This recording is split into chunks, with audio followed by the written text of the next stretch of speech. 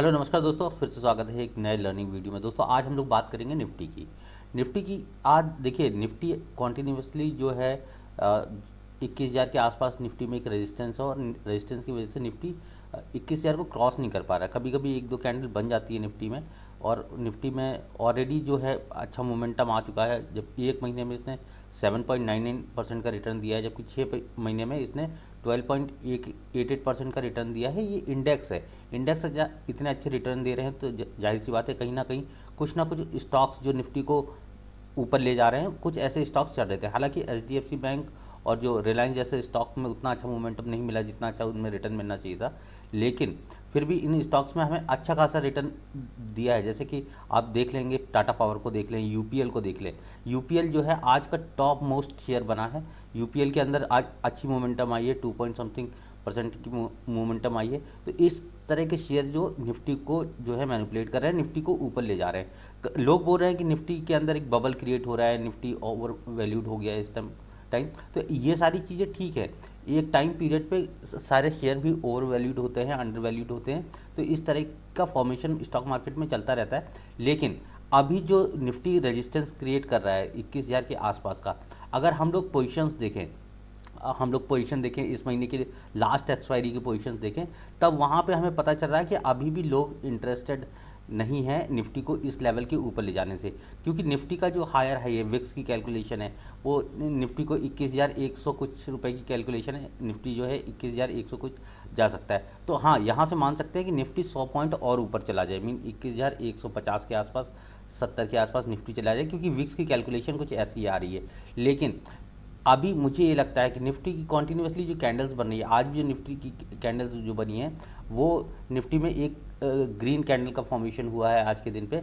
लेकिन लोग उम्मीद लगाए बैठे हैं कि निफ्टी यहाँ से नीचे आएगा, लेकिन विक्स की कैलकुलेशन समझें तो निफ्टी यहाँ से 100 पॉइंट और ऊपर जा सकता है। क्योंकि जो पोजीशंस बनी हुई हैं निफ्टी में, वो 21,100 के ऊपर की पोजीशंस हैं, जो वहाँ पे सेलर्स बैठे हुए हैं।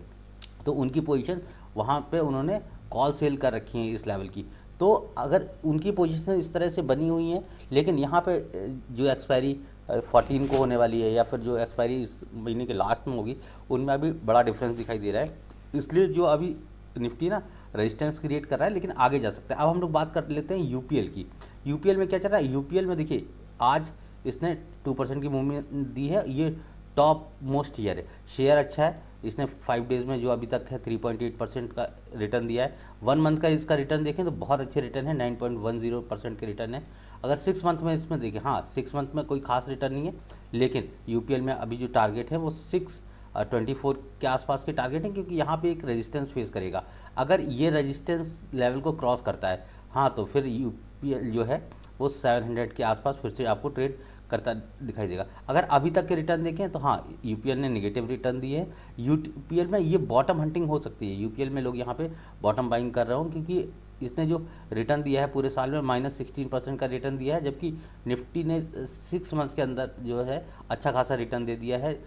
अगर ओवरऑल बात करें यूपीएल के 1 साल के रिटर्न के, तो ये भी निगेटिव रिटर्न है। ये जो कि आपके 22% के आसपास के रिटर्न है, जो कि नेगेटिव रिटर्न है। ओवरऑल 5 ईयर में इसने अच्छा रिटर्न दिया है, 18% का रिटर्न है, लेकिन अच्छा नहीं कहा जाएगा, लेकिन हाँ रिटर्न दिया है। जो लॉन्ग टर्म निवेशक है उनको निराश नहीं किया है, निराश जरूर किया होगा, लेकिन उनका जो इन्वेस्टमेंट है उसको वैल्यू नहीं मिली है, लेकिन हाँ उनका पैसा अभी भी बचा हुआ है, इसने पैसा को डुबोया नहीं है।